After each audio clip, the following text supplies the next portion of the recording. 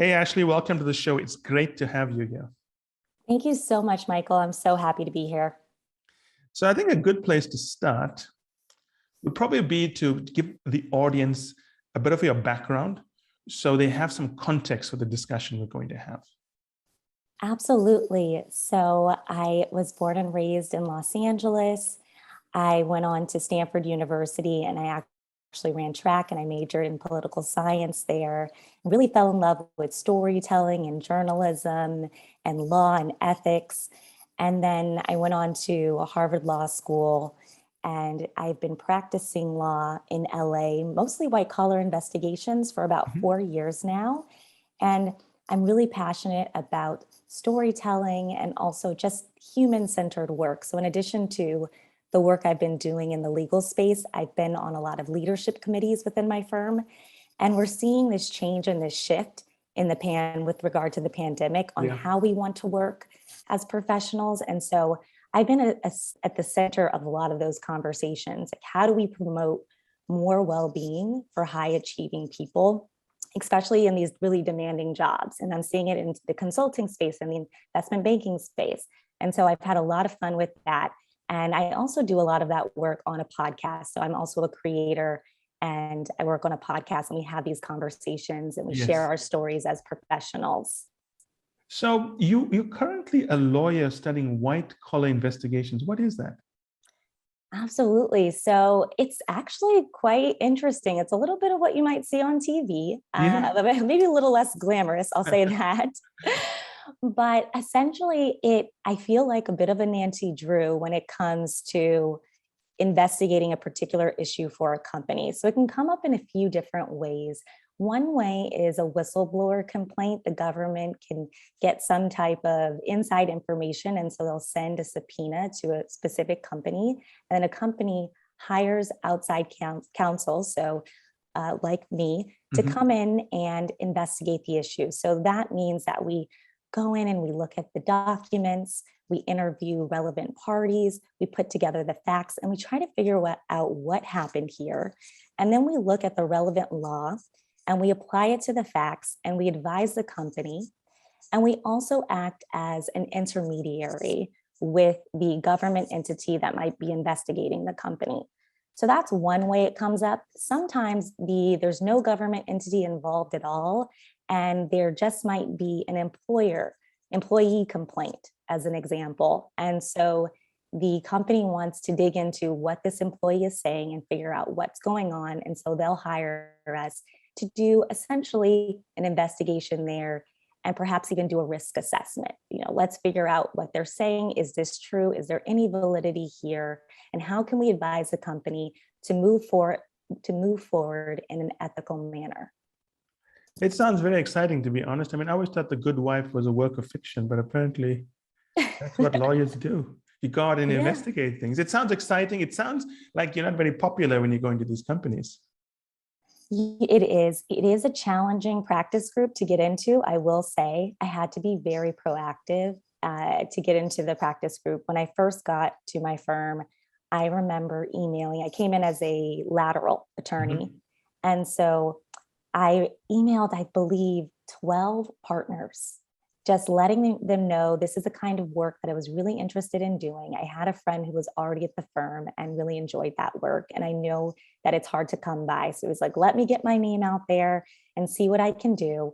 And with time and a little bit of patience and hard work, I actually am now in a position where white collar attorneys call me to get staffed on their cases. That's pretty interesting. So your goal here is to build your law career. That's how you see things progressing? Yeah, I am still figuring it out. I talk a lot about this on my podcast, actually, No Straight Path, because I'm not sure. Right now, I am certainly enjoying it, but I'm also really pulled into this human-centered kind of well-being work that I'm doing at my firm alongside with the podcast. So I'm actually I don't really know, at like a midpoint in my career, not a midlife crisis, I would say, but certainly a point where I'm interrogating my thinking about my career. But right now I'm really enjoying the investigatory work and So what made you start doing thinking and being so proactive around the wellness space? What was the trigger for that? It was what I was seeing in the industry, just talking to friends and colleagues and family. So I'm a people person.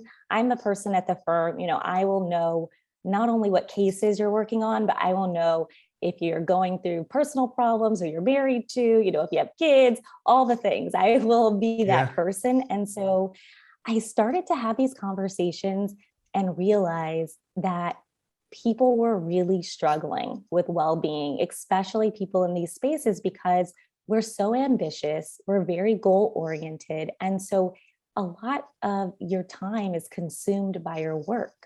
And it's a client service industry in big law firms. And so it really does become that. And so you have to really be proactive about carving out time.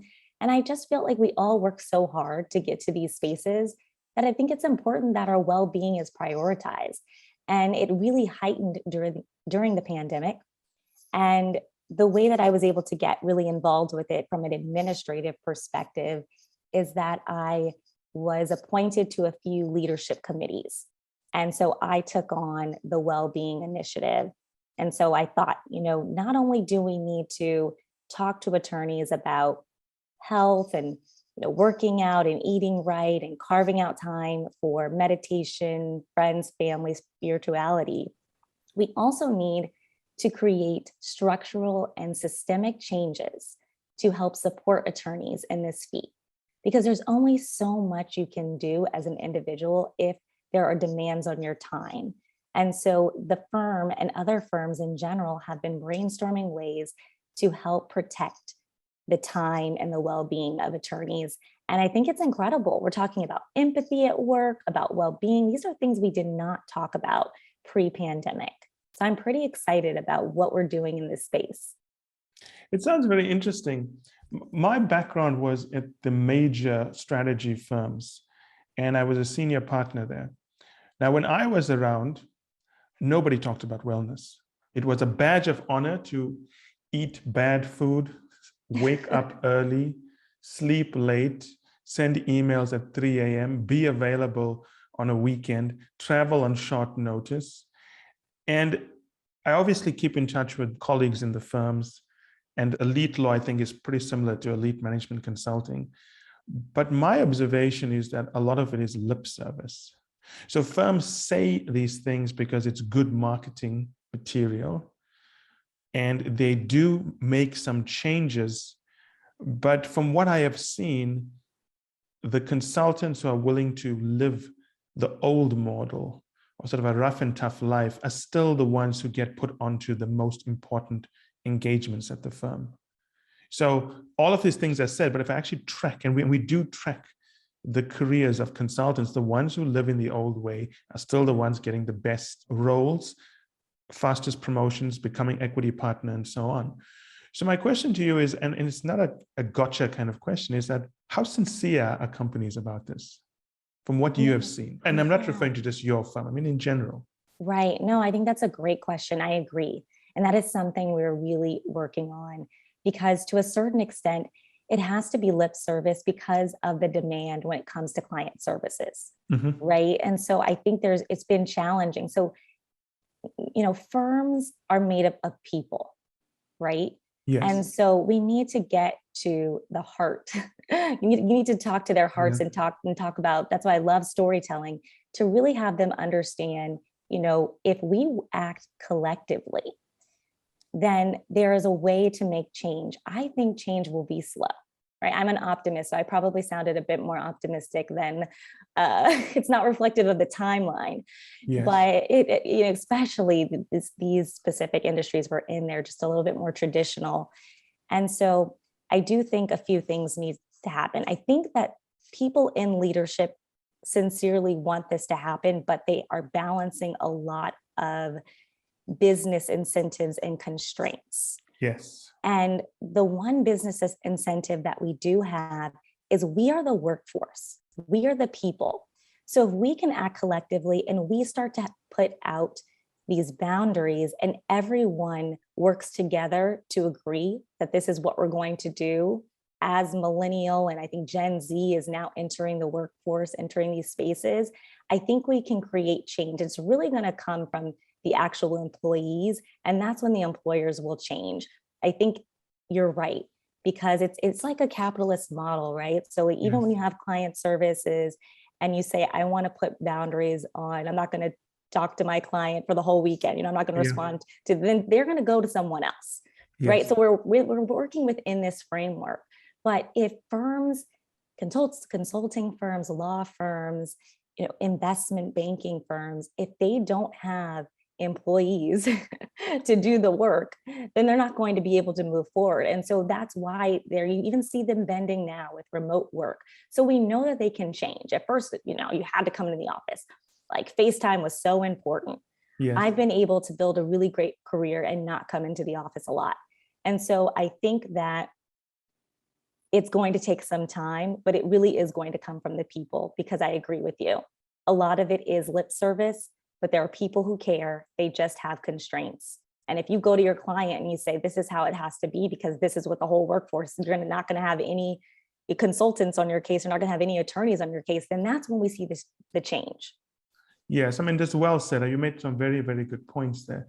I think it's also a function of competition, because, I mean, I've seen this happen many times in my career, whereby some industries, like the automotive industry in America, for example, became very successful, started taking good care of their employees. And, at one stage working at GM and Ford and so on was a major badge of honor, wonderful careers, some of the best careers you could have had. And when German competition arrived, Japanese competition, now Chinese competition arrived, those companies have no choice but to force their employees to work harder and faster to respond to competition. So as you say, it's not always within the control of a firm, but what role do you see customers playing here? I mean, a client's playing the role of saying, you know what, we understand that we don't want the lawyers to be overworked, or do you still see that despite what companies are saying, customers are still as demanding? Yeah, so that's a great question. It really depends on the industry. I will say that we have clients, all of us, I feel this audience, they're pretty demand because of what they're paying us. So understandably, you need to be on call, you need to be available. This is what they're paying you per hour to do this Yes. work. And so that's the challenge. And that's where you really have to start to try to have these conversations to change the culture and to even build actual relationships with the clients. Once you start to really get to know your clients, I know some of my clients, I know, as I said before, I'll know, their kids when they have a birthday party, they'll let me know I'm out of office, I'm going to my daughter's graduation. When you can have that back and forth and have that actual personal relationship, then you do start to see more flexibility and them understanding your schedule and understanding how to move forward in a productive manner. So I do think, number one, it really comes down to relationship. Yeah. And number two, it's a culture thing. It's all slow, but I'm so optimistic, because when you think about time, right? When we think about how cultures have changed, if you look at it in maybe 20-year increments, you're going to see progress. Now, a couple of years, probably not. And it might take even longer than that. But even as when you are a client, so I am someone now who has a number of different things going on. And so with my podcast and my editing team, I noticed, I was like, wow, I'm being a little demanding. Let me check in and see, can they actually get this deadline? Let me see if I can, because they were there's a point where there was probably some mistakes being made. And I said, what can I do to help support you? What's going on? And they explained, oh, we're low staff right now. This happened, XYZ happened. I said, okay, let's push this deadline. And so it took me checking in to figure out, okay, what's going on here? This is not the work product we usually do. This is not the work product you usually provide. So perhaps I can be a more understanding client and human, because ultimately that's what we all are. And so that's also something we have to change, is really trying to create a society where we're human first. And I know it's so hard with these capitalist and competition constraints, but I certainly think it's possible.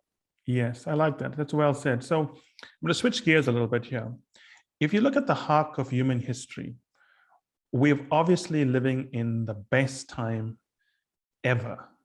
I mean, objectively speaking, mortality rates and all those measures of success, this is the best time ever. So why is it so many people are unhappy? You speak to everyone today and they're unhappy about something, whether it's their work, whether it's, inflation's a big one. We can't diminish those things. But my question is, what's driving the discomfort if this is the best time? And then that's obviously a very subjective statement, but relatively speaking. Yeah, no, I think that's a great question. And I think it's so interesting because sometimes when you talk to people from even perhaps not as privileged positions, but lower socioeconomic statuses, and they'll be happy. Like my grandparents were immigrants from Guyana and came here without any money.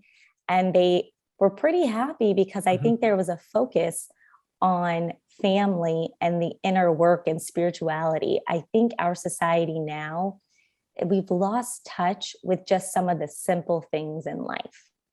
Yes. Because our lives are so busy and we are trying to achieve so much, which is wonderful. But I think that the moments, those really small moments, are the things that make me happy. And they never appear on my Instagram, on my Facebook, or my LinkedIn highlights. There's those moments where you just have quiet time, whether it's 10 minutes to think to yourself. Reading for pleasure, I think, is something. I just started this. Before I would just read to learn and read for my job, but now I just read really fun books for pleasure. Having hobbies, I think, is so important. And watching a TV show, I try to do at least one TV show a week with my husband, because he's a trial attorney. So he's always working trial. And so, building in those small moments, I think, is really important, because people are unhappy for a number of reasons. And I think it's all these external things. But if we start to have this inward peace, I think that's when you can really start to reach your full potential and your happiness. So what you're saying, if I'm going to paraphrase you here for the audience so that they can use some of the insights you're generating, is that you need to have a life of appreciation and a sense of purpose. Is that a good way of saying it? Thank you. Yes. And it makes sense because, we both work with very talented people, but I've seen people that actually believe that if they earn more money, they'll be more happy. But I'm thinking if you earn more money, you'll just have more expensive ways to be sad rather than be happy, because you can be happy with less. It's not as if more money is going to fix things, or even a promotion is going to fix things.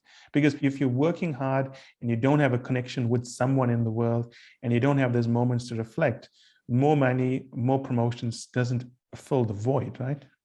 Oh, 100%. I've seen this so many times. I think, and you also hit on something. I think you mentioned the word relationship. And I believe it was that Harvard study. There's that study that I'm not quite sure the time period, but when it comes to a life well lived, it always comes down to relationships.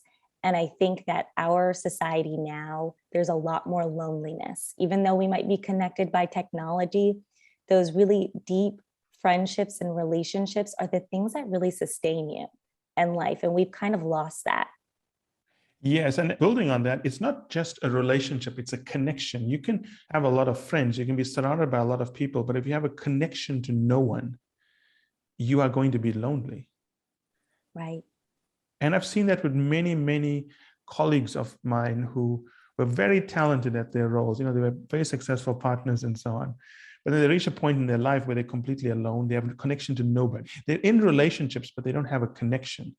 And I think people tend to forget, I would say it's almost a disease, loneliness. We dismiss it as something you don't really talk about, but COVID has shown us the value of connections. And hopefully people will treat relationships better. They'll take better care of their relationships. But unfortunately, we assume that, but you do see people going back to their old behaviors pretty quickly as the fear of COVID resides and so on. So how do you think people build this life of meaning? What can they do? That's a good question. I would say a few things. I think number one, figure out your community, figure out the people who are in your corner and pour into those relationships, right? Because as you said, a connection is so important, but you have to spend time to build that connection. If you're always neglecting it and you think it's always going to be there, it's not going to be there.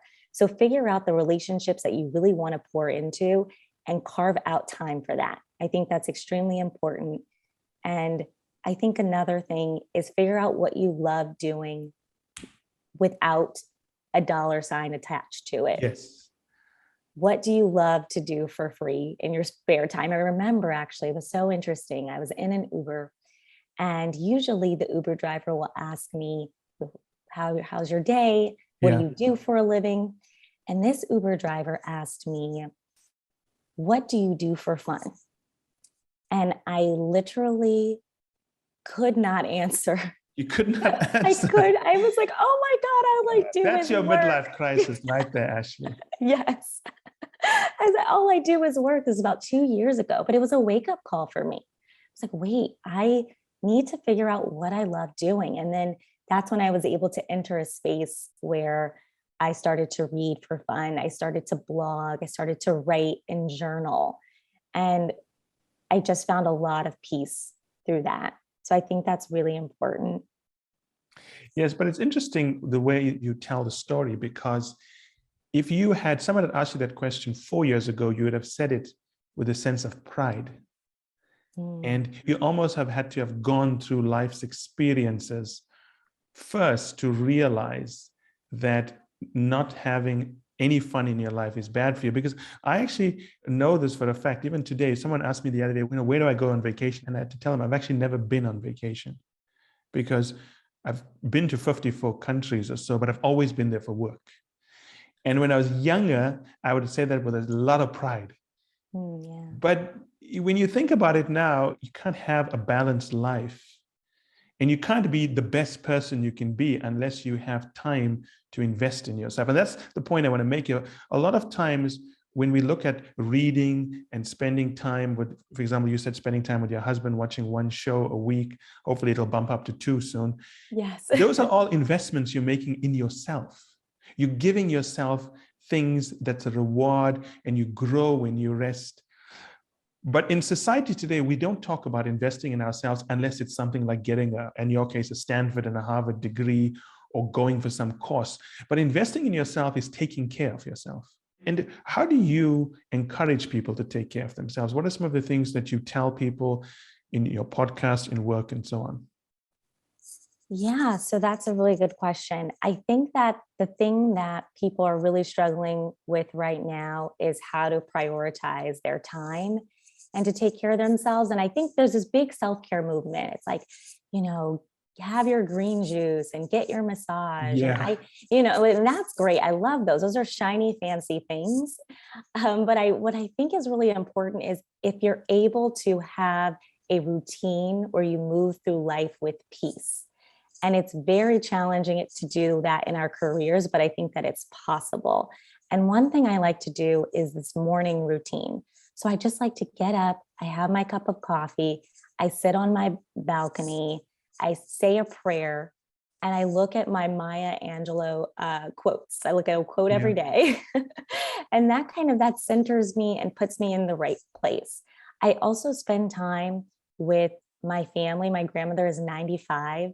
And so I like to go and visit her weekly and have a good conversation with a woman who has lived so much life, and tell her all about my hopes and dreams. And she just encourages me and tells me about her life stories, which has been really great. So I think if you have, for me, family has been big. I didn't mention this, but we talked about the change for me not only occurred during the pandemic when it came to, how much I worked, but also with the loss of my mom. So my mom passed away from cancer last year. And so I took time, and I had a great relationship with her. So thankfully, I spent a lot of time with her because she was just always here cleaning my apartment. Even though I was working crazy hours, she was just very involved, thankfully.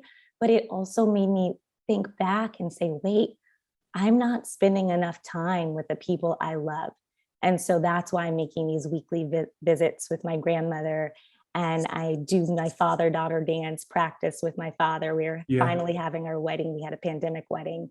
And so I remember I almost canceled it last week because I was just so tired and stressed with work. And so I told my dad 30 minutes. I told him. He came for 30 minutes. And the amount of laughter that left my body was worth it because my dad's not a good dancer.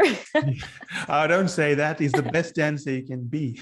You're right. You're right. He's trying, but it's so much fun. Play. I think that's something we lose as adults. I think when people have children, I've noticed this, they really started to play more and play games and just, so I think that all of that is really important to build that into your schedule. It's kind of like you do a calendar invite. I know it sounds crazy, but I put calendar. No, I actually do that as well. Oh, you do? Okay. Because I was like, I build in my joy. I build and I schedule it in to my calendar like I do with my work assignments. And I did not do that before. And it's certainly been life-changing. Well, if I may, and if I'm not stepping out of any boundaries here, one thing that you may want to consider doing with your grandmother and your father is actually interviewing them and recording that. Yeah, you know what? No, I love that suggestion. I've actually done it. I interviewed my grandmother, yes, about a year ago. It was a great project. And my dad actually, and all my uncles appeared on a special Father's Day episode of my podcast. And they love it. They think they're famous now. It's hilarious. No, but it's a very important thing because I remember I was working with a client, very accomplished lady like yourself. And because she was trying to get her green card in America, she couldn't go back to see her mom when her mom died. But her grandmother was still alive. When she got her green card and she could leave the United States, her grandmother became sick. And I said, one of the things that could help you heal is to interview your grandmother, find out about her life, really talk and find out about her life, because there are things she's not told you yet, because she thinks you're not ready to hear it. But when you do that, you will always have that memory and just stays. And it was a very healing thing for her. And it really helped her process things because there were things that grandmother never told her. And when she learned those things, she understood why her family is the way it is. So obviously, I'm not recommending everyone does this, but it's interesting how we speak to someone our whole lives. We know them our entire adult life, but there are stories about them that they've never told us. That's so true. Definitely. Certainly have seen another part inside of my grandmother, which has been really amazing, seeing parts of myself in her that I didn't know. So I agree. Yeah, and it's interesting because oftentimes we live our life with a story we've told ourselves about how we've grown up, who we are, and what our future is. And that story is based on what our family has largely told us and trained us. And it's based on our interpretation of what we've been told and the meaning we've given to what's happened in our lives. But oftentimes we never go back and ask our family members, why is our family like this? Why am I this way? Why did we move here? And when you actually do it, it's not the answers you expect, which then changes the way you value things. Like, for example, when I spoke to my parents, why they made these decisions, and they would tell me, well, there's no choice. They couldn't actually go to university. It was not a possibility for them. And then it really makes you appreciate the fact that we can go to university. It's like a small thing, right? But it changes your perspective. And what I'm hoping people will get out of this is that sometimes you've got to go back and think about the stories you've been telling yourself and understand why those are the stories of your life. Because if you change your story, you can change your life. But oftentimes you don't do something as simple as that. I love that. I completely agree. So let's talk a little bit about you and your career and so on. Something that I'm very sensitive to is that, we talk about equality and everyone has equal opportunities and so on, but we know that's not really the case. You obviously face certain challenges because you're a female and a female of color as well. Now, from what I've seen during COVID, unless you were part of the right network before you went into lockdown, it was very hard to break into that. And we've got female clients of color, and so on. So how do you cope with that? I mean, you obviously face certain hurdles. Sometimes people don't want to talk about it, but how do you cope with those things? Yeah, definitely. That's a great question. I've always been a Black woman in predominantly white spaces. I've always Mhm. had to navigate it. And so I do a few things. When I first got to my firm, about over 200 attorneys at that firm in that specific office, and I was the only Black associate. And so that can feel pretty lonely initially. And you have to figure out, okay, who can I talk to figure out how I'm going to navigate this new space? And so what I did is, fortunately, a lot of firms, they do have these affinity groups. So I reached out to a few people, but I also had to find community within the firm. So I actually called other Black women associates cross office. So I called Yeah. people in San Francisco, in New York, in DC, and we all came together and we created, it sounds so simple, but it was life changing, a group text where we could actually really support one another. Because I noticed at Stanford and at Harvard, being within there's a Black Law Students Association, and that was very helpful. Just having that community where people understand your experiences, I think that really helps center you and helps Yeah. you realize and know that you belong. But there are things that happen in your career that other people just won't understand because they don't have your lived experience. And if you can have someone in your corner who understands that, it goes a really long way. So there's a few of us, not a number, but a few Sure. Black women at my firm, and we really lean on each other, and we're literally all best friends, which is incredible. And I'm not saying this always happens, but I do think number one, finding community within whatever space you're in is really important. And that can be for whatever group it can be, because you're a woman or if you're a parent. But for me specifically as a Black woman, that's what I did. And I think that's very helpful. The other thing I think that's helpful is finding a mentor and a sponsor. So your mentor is the person that you can have those really candid conversations with and talk to them about your career and how you're navigating this specific space. And they're able to provide their knowledge and expertise to help you navigate that issue. Person does not have to look like you or have the same descriptive representation, but they do need to be someone that you're comfortable with so that you can have those honest conversations. And then the second person you need to have is, as far as just your career and propelling within a specific direction, is a sponsor. And that's someone who has power within your industry, within your firm, and they're able to help advocate for you when it comes to specific work. For me, it's specific cases I wanted to get on. That was very helpful. So I think the combination of having a mentor, a sponsor, and a community of women who really understood my experience has actually really helped me in this space. It's been a lot better than I thought it would be. And I really do feel like I'm at home now within my firm. It just took some time. I actually like this answer a lot, and I'll tell you why I like this answer. Because we have a lot of clients all over the world dealing with some kind of institutional and structural barrier that they face as a result of legacy issues. And I feel that the responses fall into one of two categories. The first category, which is very unique, I think, in the one you're in, and I like it the most, and I'll tell you why, is that if you look at your response, you've shown agency over your career. You've decided what you need to do to feel comfortable and progress in your career. You've reached out to the people you need support for, and you're making your way in your career. But the other response I've seen, and I'm not saying it's wrong, but I think that it doesn't work as well, is whereby I've seen some clients sit back and say, well, there's something wrong at the company needs to fix it and clear a path for me. But the challenge with that is sometimes companies can't know enough of your challenges because there's nobody like you in a senior position. So you have to take the responsibility of telling them what you need. And that's what you seem to be doing. So I like that strategy a lot. Thank you. Yeah. And I completely understand that latter perspective as well. And I think that they can coexist, right? You can Yes. definitely take the agency, go out and tell them what you need. Cause I certainly have been doing that as well. So I'll provide an example.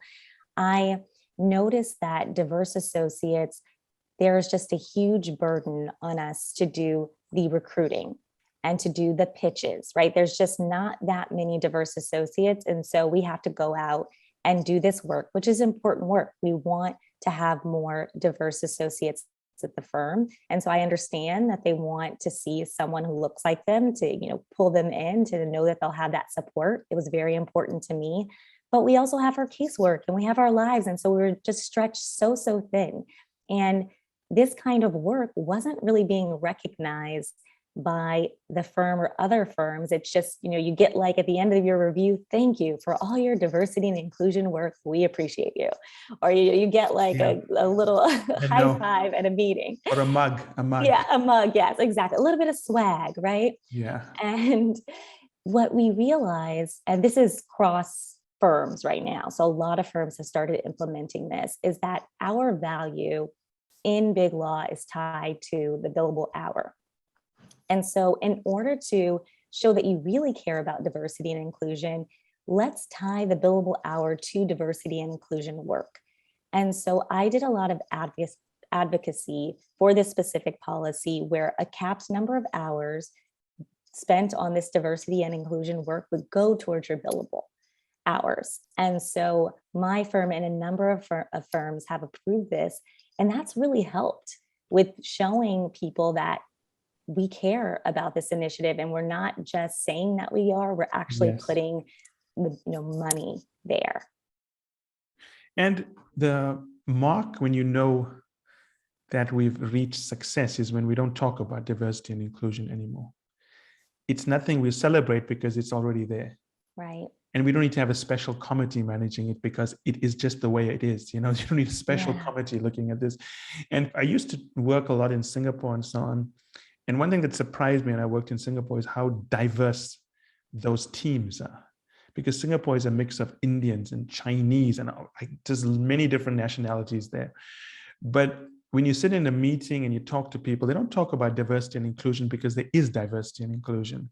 There's no special committee. I mean, I'm sure some companies in Singapore may have these committees, but it seems like there are models for doing this. We just have to do them. It's not a difficult thing to fix. This is not like trying to figure out how to prevent climate change. It's not that complicated. It's a pretty simple thing. If you want diversity and inclusion, you hire for diversity and inclusion, and you make it part of the economic model of your company. Right, it's like what you said. You got to tie it to billable hours. I always tell people that if you want to know what a company is truly like, don't read their mission statement. Don't ask employees how they feel. Look at the remuneration structure. Right. If you see how people are remunerated, that's the culture of the company. I love that. That's so true. So true. It's these structural things, these systemic things, not just the words that we see on the website. Yeah, exactly. The words on the website mean nothing. I was working with what was the title of this person? I think it was Chief Technology Officer for one of the largest logistics companies in Asia, and a very forward-looking company in terms of the way they treat employees. And I was very impressed with the way they give employees time off. They have counselors and therapists on call. And I have spoken to some of his team members who are very proud of how forward-looking the company is. But when you look at the way they treat their contractors, lawyers, bankers, and consultants, the courtesy and the focus on wellness doesn't seem to extend past their own employees. So it makes you think, how focused are they on wellness if they can turn it on and off as needed? Yeah. And the point I want to make is that, when you talk about wellness, having a sense of purpose, living a life with a sense of completeness, if you're not willing to grant that to others, then you are not also living that life. It's one thing to say, I get up in the morning and I do these things. I also have a ritual in the morning, by the way. But if I'm not granting that to someone else, then I don't think I fully have embraced this whole wellness movement. Exactly. I completely agree. It's like being a kind person. If you're only kind to certain people, then are you really that kind? Exactly. Yes, it's exactly my point. Because if you can switch it off at any time, that means it's not really your personality. It's a skill you have that you're using for gain, as opposed to this is who you are as a person. Yeah. Yeah. Speaking to the choir. Speaking to the choir. So, do you have any words of advice for our clients as they listen to all this interesting insights you have? What can they do on Monday morning to have a life of purpose, to have connections? So for example, if someone's listening to this and saying, okay, I like what Ashley and Michael are saying, but they want to know, what do I do on Monday? How do I change my life? What is the first step I can make in this direction, if not the full journey? Yeah, I think the first step, it always for me just comes back to that connection and those relationships, is do a check-in. Like, do you feel close to the people in your life? Like you said that before, you said it's not just having relationships, it's having connection. If you're not feeling close to those people that you love the most, then put a plan in place. Have a date night with your spouse, take your kids on a vacation, put the time in so that you can pour into the relationships that matter the most. Yeah, that's such a simple thing that people don't do.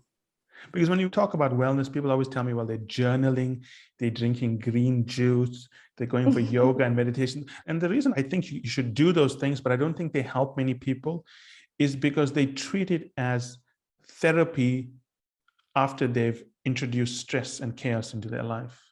So they eat badly and then they have a green juice to compensate for eating badly, rather than saying, okay, how do I reduce the stress in my life? How do I have a healthy diet so I don't treat green juice as some kind of medicine to fix the damage I'm causing?